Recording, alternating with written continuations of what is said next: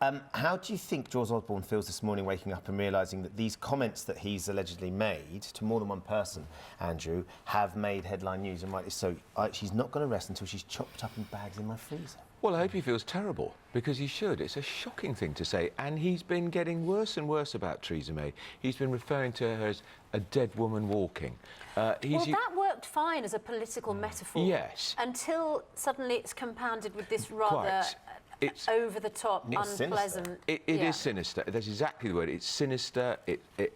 I always think it's worse as well when a man says it of a woman, whether that's some form of inverted sexism, but on my part, but I found it much worse.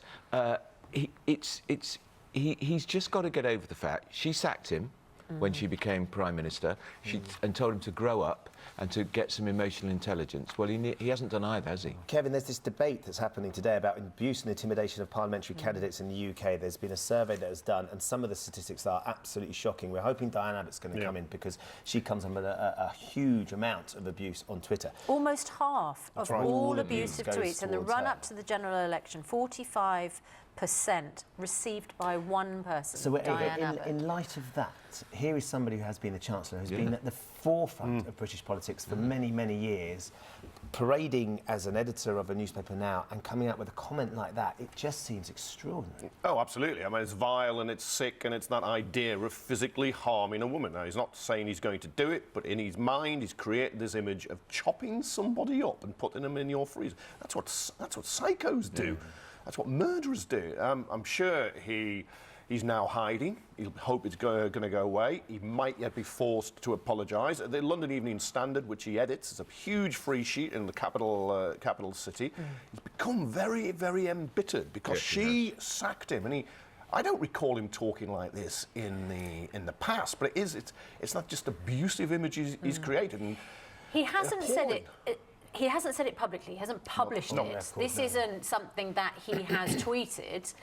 This is a comment that apparently he said more than once to someone, two people. And the Esquire would not have run these comments if they weren't absolutely certain of their sources. So he's in the same building as me. The Evening Standard's in the same as the Daily Mail.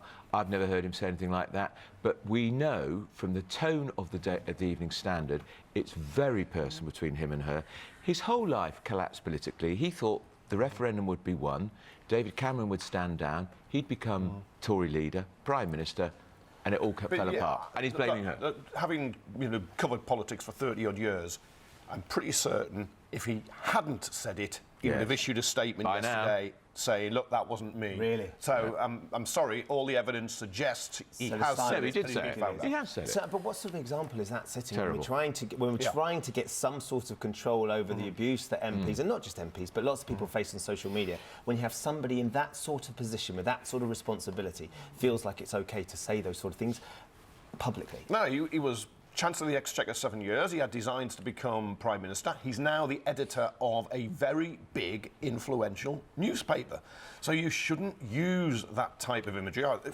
If he's really got that in his head, he needs help. He needs to go and get help to get that out. Because Diane Abbott and lots of the other women in particular, and it's women in particular in public life and politicians, the abuse is appalling. Diane Abbott's case, a lot of it is racist. Others are getting rape threats daily. They're getting murder threats daily. Men are making those threats, and George Osborne should not in any way be associated with that crowd.